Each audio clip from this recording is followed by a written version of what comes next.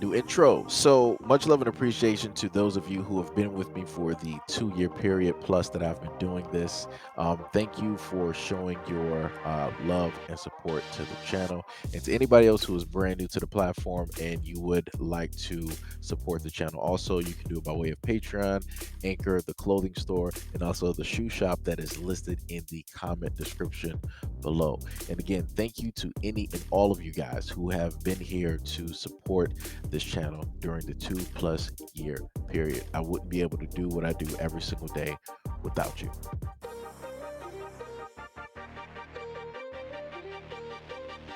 January of 2021, two police officers were in the Westchester Myers looking for an accused shoplifter described as a white male in his 30s wearing a dark green or gray Carhartt jacket with a red hoodie underneath. But the first person they stopped didn't match that description, which a Meyer employee allegedly had given to the Westchester Township Police Department.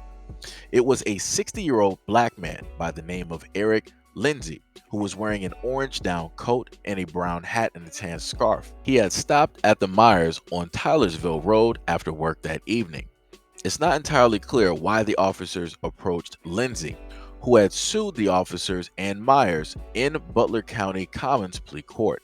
In a police body cam video provided by Lindsay's attorney, one of the Westchester officers, Tanner Sindis, can be heard saying to his partner, Tim, that Lindsay had been watching him as he walked through the busy store. The officers didn't end up arresting Lindsay, although they questioned him for several minutes in the aisle as other shoppers looked on. As the officers were talking to Lindsay, they learned that another officer had detained the shoplifting suspect. That person was a white man in his 30s who was wearing an olive green coat. The incident is yet another example of a black person being confronted by law enforcement merely for going about his or her everyday life and doing nothing illegal. Lindsay's attorney, Fannin Rucker, described his client as a business professional whose mother, Dolores Lindsay, founded the Lincoln Heights-based healthcare connection, which provides medical and dental care to people in need.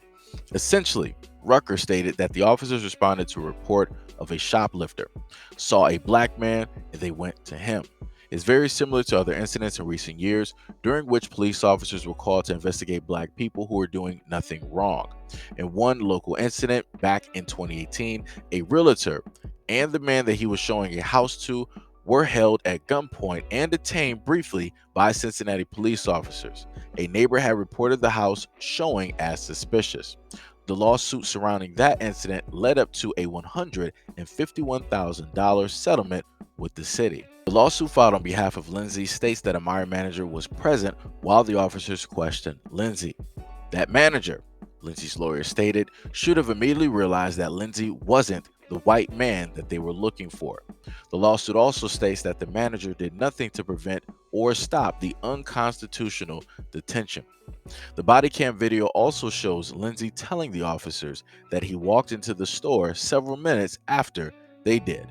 And at one point, an officer tells Lindsay that the suspect was wearing a tan jacket, although the lawsuit states that the jacket was described as being green. All right, so let's just get this out the way. Nobody's going to be able to finagle or try to slide through and make it seem like this had nothing to do with race. Myers clearly told the police that it was a white male suspect that was shoplifting in their store. But yet the officer decided, or officers decided to go to a black man because they didn't like the way that he was looking. They felt that he was oh so suspicious. They felt that he had something to hide while the actual shoplifter was still in the store. And the ones who actually did the detective work, who actually listened to what was said, they actually arrested the real shoplifter, the real thief. And guess what?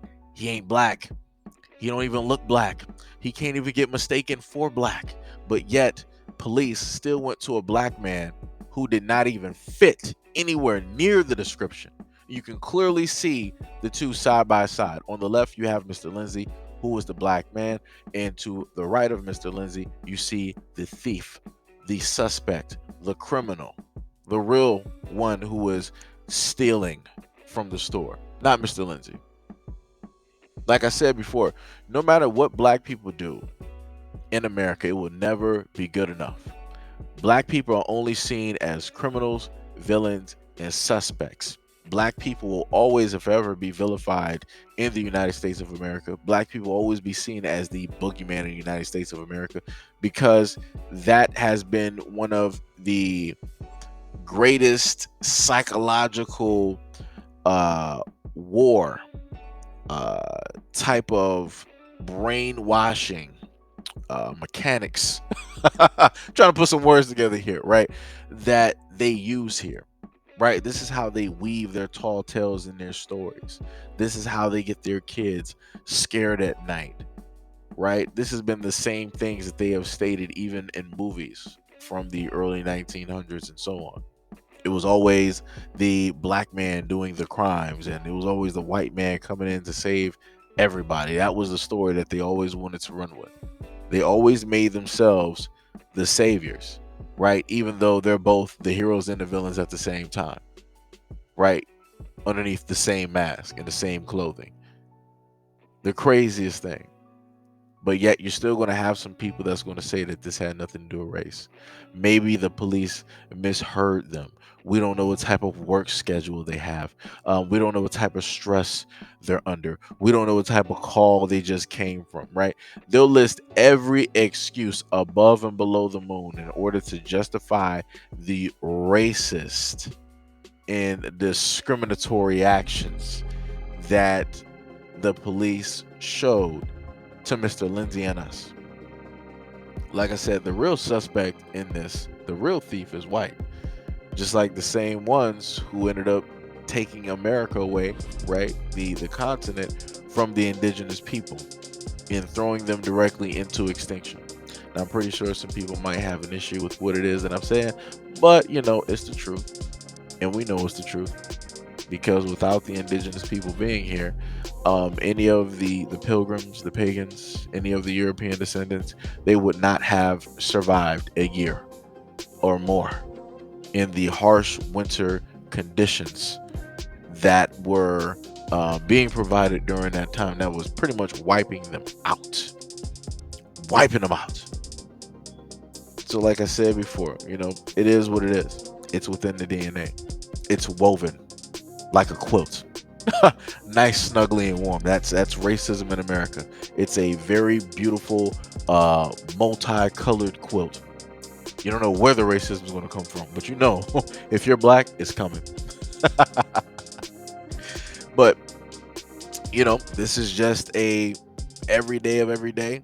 You know, living life as a black American. Like I said, it is what it is. But anyways, let me know what you guys think about this video and everything I stated in the comment description below. And as always, peace, love, and stay tuned for the next video.